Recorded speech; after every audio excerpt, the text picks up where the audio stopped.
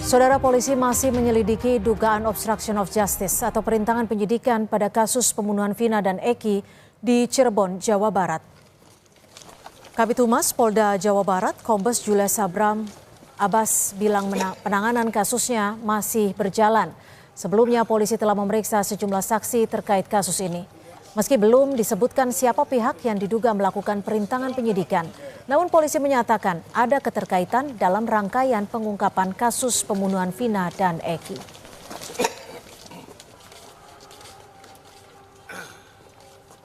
Obstruction of justice tentu masih berproses, ya. Sehingga terkait dengan hal tersebut belum dapat saya sampaikan kepada teman-teman sekalian hasilnya seperti apa. Karena ini masih berproses, jadi teman-teman mohon bersabar. Kami akan berusaha mengungkap peristiwa ini dengan terang benderang. Kaitannya tentu masih ada rangkaian, adalah bagian daripada proses untuk mengungkap, membuat agar lebih terang lagi peristiwa pidana yang terjadi. Terkait dengan siapa yang tentunya menjadi objek daripada proses pemeriksaan, penyelidikan yang sedang teman-teman penyidik lakukan, tentu kita akan masih menunggu. Sementara itu, tim kuasa hukum Peggy Setiawan siang tadi melaporkan penyidik Polda Jawa Barat ke Propam Mabes Polri. Kuasa hukum Peggy menduga ada seorang penyidik yang menghapus postingan milik Peggy yang menguatkan keterangan Peggy. Kuasa hukum berharap Propam Polri memeriksa penyidik yang diduga melakukan dugaan penyalahgunaan wewenang. 17 Agustus 2016 ada penyalahgunaan wewenang atau benar ada yang menghapus, kan? Ya berarti tadi menurut Pak Agus yang menerima laporan itu ya dugaannya penyalahgunaan wewenang kalau memang benar diutak-atik. Kami hanya menduga karena ada proses hukum, ada jalurnya. Kalau kami teriak-teriak saja, maka tidak ada kepastian hukum. Makanya kami adukan ini biar ada kepastian hukum, ya. Jadi ini belum tentu juga, ya. Semuanya sudah diperiksa oleh Propam maupun dari Itwasum, dan sampai dengan saat ini semuanya sesuai dengan ketentuan. Untuk menguji dan menanyakan seperti apa Rudiana menjalani proses pemeriksaan atau memberikan keterangan pada saat itu BAP 2016, saya akan mengajak Anda saudara untuk menemui Rudiana di Polsek Kapetakan, tempat di mana Ibtu Rudiana bertugas. Jurnalis Kompas TV Muhammad Syahri Romdon mendatangi Polsek Kapetakan, tempat ayah Eki Ibtu Rudiana bekerja. Namun Ibtu Rudiana tidak dapat ditemui. Pak, ini saya dari Kompas TV coba untuk cari tahu kalau Pak Kapolsek Pak Rudiana betul di sini ya Pak tugasnya? Betul. Tugas Pak Rudiana di sini ya. Cuman sekarang bagaimana Pak? Lagi ada di lokasi atau lagi tugas keluar? Sekarang lagi ada lihat di luar. Jurnalis Kompas TV mencoba mengklarifikasi langsung berita acara pemeriksaan Ibtu Rudiana yang didapat dari pengacara salah satu narapidana Saka Tatal. Berita acara pemeriksaan ayah Eki ini dinilai janggal karena Rudiana menyampaikan kronologi pembunuhan Eki dan Vina. Padahal diduga ia tidak berada di lokasi kejadian. Sejumlah tim kuasa hukum para terpidana dan juga kuasa hukum Peggy Setiawan menilai bahwa kejanggalan sudah ditemukan sejak awal penanganan ini di tahun 2016. Terbukti mereka melihat hal tersebut dalam BAP Rudiana yang dilakukan pada tanggal 31 Agustus pukul 18.30 atau 1 jam setelah para 7 terpidana atau tersangka ditangkap dan dibawa ke Polres Cirebon Kota pada saat itu. Kuasa hukum terpidana kasus pembunuhan Vina dan Eki, Saka Tatal, juga melaporkan Rudiana ke Mabes Polri terkait dugaan pelanggaran prosedur atas BAP yang ia buat 8 tahun silam. Dari awal memang kesalahan tidak dilakukannya pendampingan pengacara yang menurut pasal 56 KUHP wajib mereka sejak tanggal 31 sampai tanggal 16 tidak pernah ditahan. Kemudian bagaimana menafsirkan pembunuhan tersebut dengan tusukan dan lain sebagainya yang sesuai dengan dakwaan jaksa, padahal dalam visum atau otopsi tidak seperti yang diceritakan dalam kejadian tersebut. Oleh karena itu ada satu keanehan. Mabes Polri memastikan Ibtu Rudiana sudah menjalani pemeriksaan oleh Propam Mabes Polri. Namun tidak ditemukan ada kesalahan prosedur dari laporan pemeriksaan awal di kasus pembunuhan Vina dan Eki. Penyidik awal dari Laka Lantas, kemudian ada yang nangani di TKP awal, terus ada Ibtu Rudiana sebagai ayah korban, semuanya sudah diperiksa oleh Propam maupun dari Itwasum, dan sampai dengan saat ini semuanya sesuai dengan ketentuan.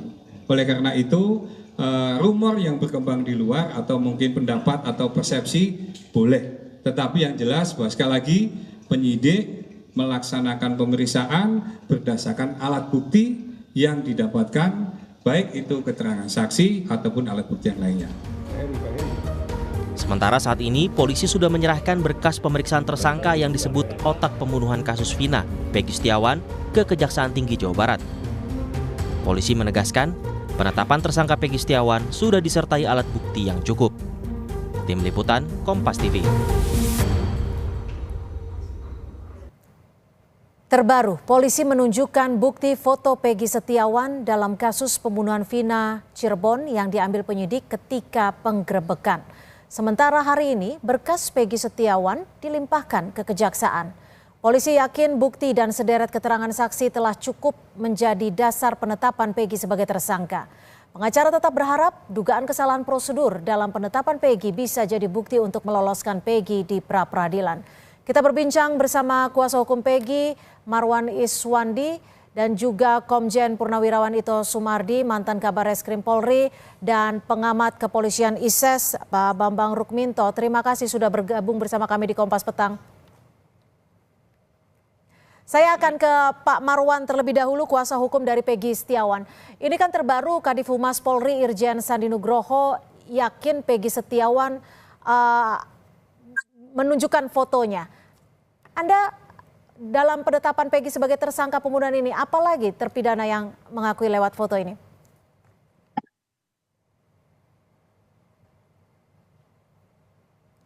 Pak Marwan, mohon maaf audionya. Halo Mbak. Ya, silakan. Ya, itu kan dari penyidik seperti itu dilimpahkan. Nanti kita adu aja nanti di pra-peradilannya Mbak. Daripada kita berargumen kita debat di luar kan nggak jelas, biar di pengadilan aja nanti. Ini kan polisi mengklaim kalau foto yang yang didapatkan saat penggerebekan ini sudah ditunjukkan ke napi lain. Bagaimana Anda menanggapinya? Ya nggak ada masalah. Yang penting nanti kita adu di pengadilan aja Mbak. Yang penting semuanya terbuka, fair semuanya. Dari penyidikan, dari kejaksaan, dari pengadilan nanti Mbak. Tapi dalam waktu dekat ini kita mengajukan pra-peradilan. Kita lihat di pra-peradilan ini gimana Mbak. Kalau dari tim kuasa hukum sendiri memegang tidak foto yang ditunjukkan Pak Kadif Humas? Belum ada kami Mbak. Belum ada, tapi Anda meyakini ini foto yang dimiliki Peggy juga atau seperti apa? Saya belum bisa memastikan Mbak. Karena saya belum memegang kok, baru ngelihat jarak jauh aja kok. Kita lihat aja nanti Mbak, kita adu di pengadilan Mbak, di pra-peradilan aja nanti Mbak. Oke, saya akan ke Pak Ito Sumardi. Pak Ito, bagaimana menurut Anda foto ini bisa menjadi bukti kuat bahwa ini adalah Peggy yang dimaksud dalam DPO 8 tahun silam? Ya, baik Mbak. Yang pertama saya sependapat dengan Saudara Marwan ya. Saya setuju sekali bahwa tentunya semua nanti yang akan menentukan apakah ini benar atau tidak adalah di pengadilan. Karena kan yang di ujung daripada pembuktian adalah di pengadilan. Nah sekarang dari pihak kepolisian sudah memiliki data-data, kemudian mungkin alat-alat bukti ataupun fakta. Kemudian tentunya dari pihak penasihat hukum juga mereka sudah punya argumentasi. Saya kira mungkin kalau menurut saya, apa yang saat ini diperoleh oleh pihak kepolisian itu merupakan bagian daripada upaya penyidikan dari eksaminasi ya, atau melakukan pendalaman ulang daripada kasus yang terjadi. Dan itu sudah sesuai prosedur. Nah, demikian pula yang tadi dikatakan bahwa ada dugaan bahwa Ibtu Rudiana, namanya dugaan kan bisa benar tidak. Dan sudah disampaikan oleh Kadif Humas sesuai dengan aturan yang berlaku, yang bersangkutan sudah diperiksa dan dinyatakan tidak ada pelanggaran terhadap jabatan yang dilakukan oleh bersangkutan. Saya kira ini mungkin yang perlu kita sepakati bersama ya Mbak ya, karena kalau berdebat mungkin di luar daripada proses peradilan ini mungkin agak lucu juga gitu ya. Betul, Karena kita betul. sama-sama pegang satu prinsip. Saya kira Siap, terima betul. kasih Bung Marwan, ini bagus ya. Saya kira Siap. kita tunggulah di pengadilan. Terima kasih. Oke, siap. Pak Bambang, ini kan ada keputusan dari Propam bahwa Ibtu Rudiana terbukti tidak bersalah ataupun sudah melakukan prosedur yang tepat. Bagaimana Anda menyikapi ataupun membaca ini? Kalau saya melihat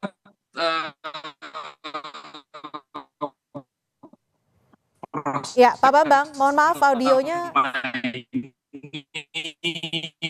Baik, Pak Bambang, kami akan mencoba memperbaiki sinyal ataupun audio dengan Anda. Saya ya. Kita akan perbaiki audio dengan Pak Bambang. Saya kembali ke Pak Marwan. Pak Marwan, tanggal 24 Juni nanti akan dimulai sidang perdana untuk pra peradilan. Sudah, Pak? Siap? Ya. Tes? Ada fakta-fakta atau dalil-dalil apa yang disiapkan oleh kuasa hukum? Halo? Dalil kami Halo, banyak, ya. Mbak. Tapi yang jelas kami akan menghadirkan saksi yang mengatakan kalau Peggy Setiawan itu waktu malam kejadian perkara itu ada di Bandung. Sudah itu kami akan mendatangkan saksi ahli. Tapi masih banyak, Mbak. Masih banyak yang lain, Mbak. Saksi ahlinya ahli apa nih, Pak? Ahli pidana, Mbak. Oke. Ini kan juga ada pro kontra terkait dengan bukti percakapan Peggy Setiawan dengan rekannya yang mengaku bahwa saat itu ada di Bandung. Ini bisa dibuktikan nanti di persidangan? Ya, kita buktikan persidangan aja nanti, Mbak. Daripada kita berdebat terus seperti ini, debat kusir nama jatuhnya nanti kan. Lebih di pengadilan aja. Kita buktikan pengadilan dari pihak penyidik begini, dari pihak kami kuasa hukum begini. Yang memutuskan hakim.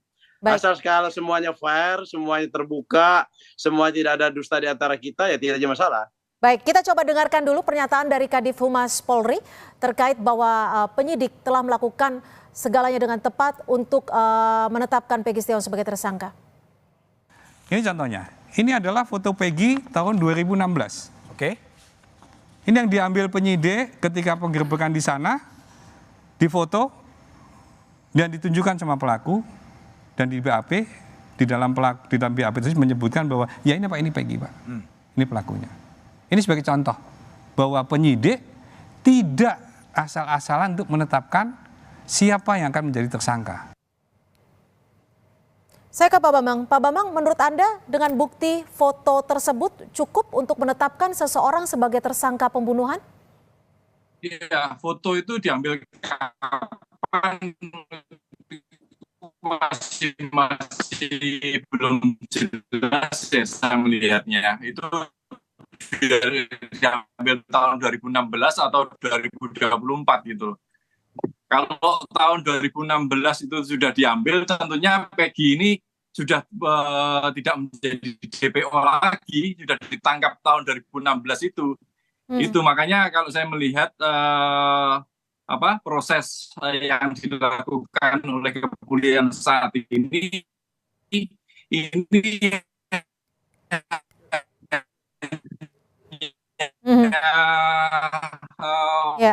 Pak Bambang, mohon maaf sinyalnya masih kurang baik, Pak Bambang. Belum menyentuh substansi masalah yang sekarang ini ramai diperbincangkan oleh masyarakat gitu. Oke, saya akan beralih ke Pak Ito. Pak Bambang, kami akan kembali mencoba memperbaiki audio Anda. Terkait dengan peristiwa ini,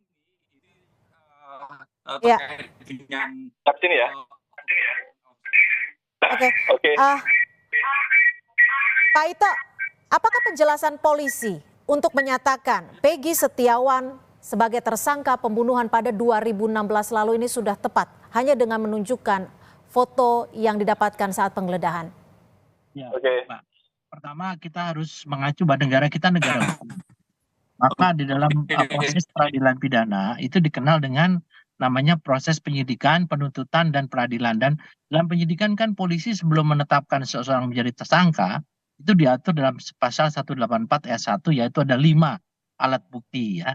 Jadi salah satu diantaranya mungkin adalah yang foto, itu mungkin yang disebutkan namanya foto atau surat. Kan ada keterangan saksi, kemudian keterangan ahli, biasanya dari forensik, kemudian juga surat atau foto, mungkin ada petunjuk lain, ataupun keterangan terdakwa. Nah, saya bicara masalah Ibtu Rudiana.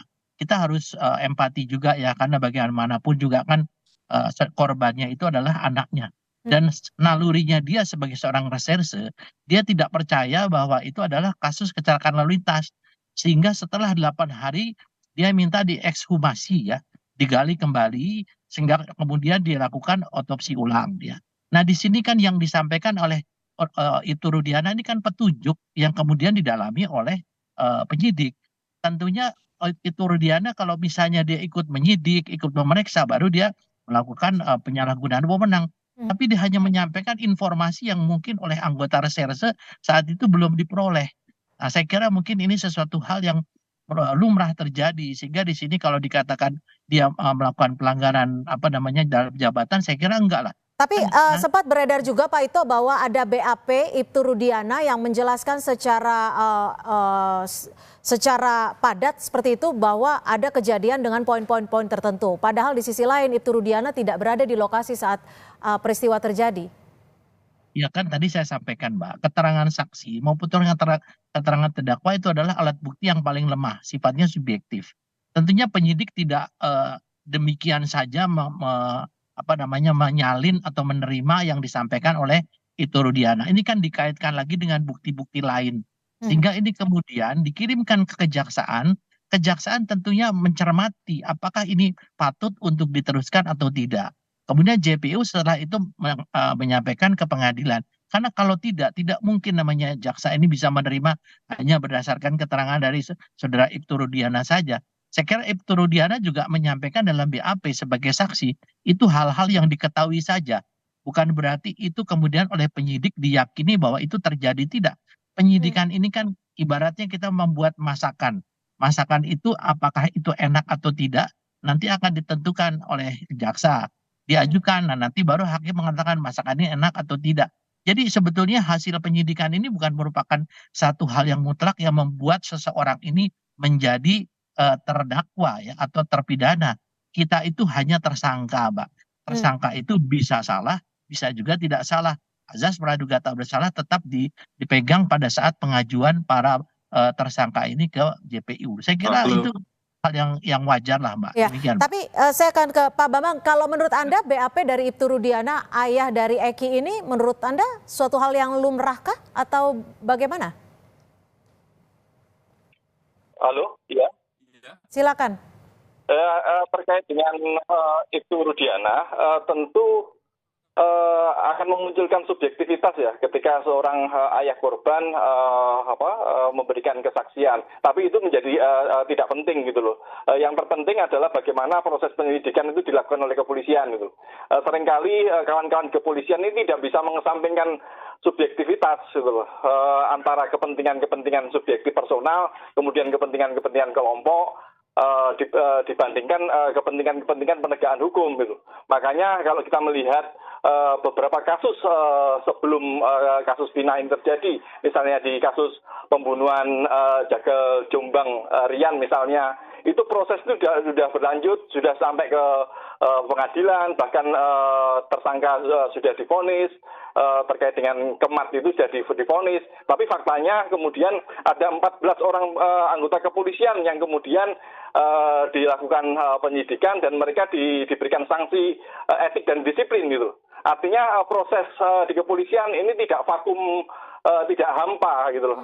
Ada banyak hal yang bisa mempengaruhi proses di kepolisian, misalnya subjektivitas individu maupun subjektivitas kelompok seperti itu, Mbak. Lalu bagaimana dengan dugaan obstruction of justice ini yang diduga ada alur cerita yang dipakai oleh polisi dan dipakai oleh jaksa untuk membuat dakwaan? Menurut Anda? Ketika subjektivitas personal, subjektivitas kelompok itu muncul, tentu ada dugaan terkait dengan obstruction of justice. Sebuah peristiwa terkait dengan obstruction of justice tentu memiliki motif-motif tertentu gitu. Mengapa penyidikan itu dikaburkan gitu. Artinya memang ada hal-hal yang disengaja oleh penyidik gitu. Sehingga proses konstruksi peristiwa ini berubah dari yang semestinya gitu. Makanya memang audit investigasi, kemudian upaya eksaminasi itu penting dalam meluruskan alur peristiwa ini gitu.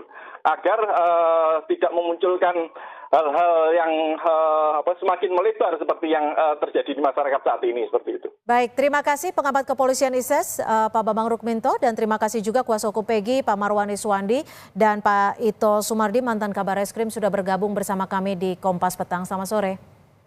Sore, Pak.